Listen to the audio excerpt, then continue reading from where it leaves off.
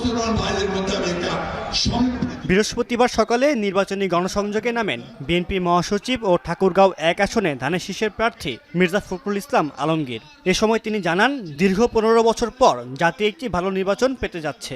এবারের নির্বাচনে ভোট জালিয়াতির কোনো সুযোগ নেই। ১৫ বছর পরে আমরা একটা ভালো নির্বাচন পাচ্ছি।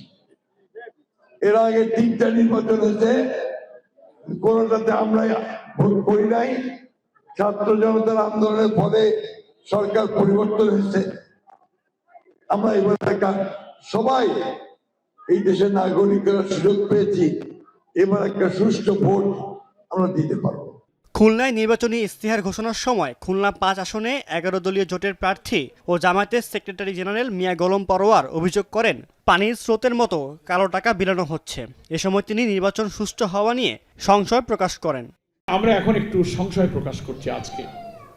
সংশয় এই কারণে যে নির্বাচনের এখনো ১ সপ্তাহ বাকি, এখনই বাংলাদেশের বিভিন্ন জায়গায় আসনের প্রার্থীদের উপরে হামলা করা হচ্ছে, আসনের কর্মীদের উপরে হামলা করা হচ্ছে, গাড়ি ভাঙচুর করা হচ্ছে।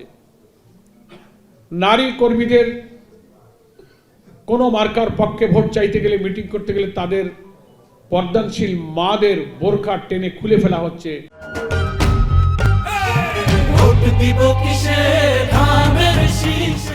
দিনাজপুরের হিলিতে নির্বাচনী প্রচারে নামেন বিএনপির প্রার্থী ডক্টর AZM জাহিদ হোসেন। এ সময় তিনি ধানের শীষে ভোট দিতে জনগণের প্রতি আহ্বান জানান।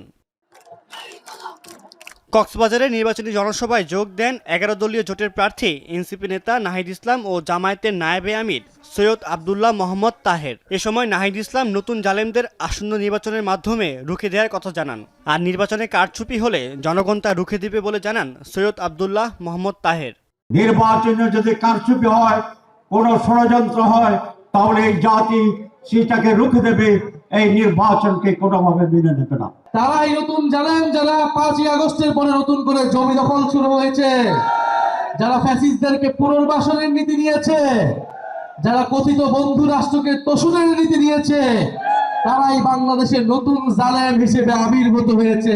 এদিকে কক্সবাজারের চকরিয়ায় নির্বাচনী গণসংযোগ চালান বিএনপি প্রার্থী সালাউদ্দিন আহমেদ। এ সময় তিনি ধানের শীষে ভোট চান। চট্টগ্রাম ৯ আসনে জামায়াতের প্রার্থী ডক্টর AKM ফজলুল হক নগরীর চকবাজার এলাকায় গণসংযোগ করেন। এ সময় ভোটারদের কাছে দলীয় ইশতেহার তুলে ধরার পাশাপাশি স্থানীয় সমস্যা সমাধানের আশ্বাস দেন। আমরা একটা নতুন বাংলাদেশের স্বপ্ন দেখি। ঝালকাঠিতে নির্বাচনী জনসভায় অংশ নিয়ে ইসলামী আন্দোলনের আমির মুফতি সৈয়দ রেজাউল করিম জানান, ৫ আগস্টের পর ইসলামী দলগুলো ঐক্যবদ্ধ হওয়ার উদ্যোগ নিলেও ক্ষমতার মোহে একটি দল সেই ঐক্য থেকে বের হয়ে গেছে। এছাড়া সারা দেশে নির্বাচনী প্রচারণা চালিয়েছেন স্বতন্ত্র সহ বিভিন্ন জোটের প্রার্থীরা। সাদ ইসলাম শামস, এখন।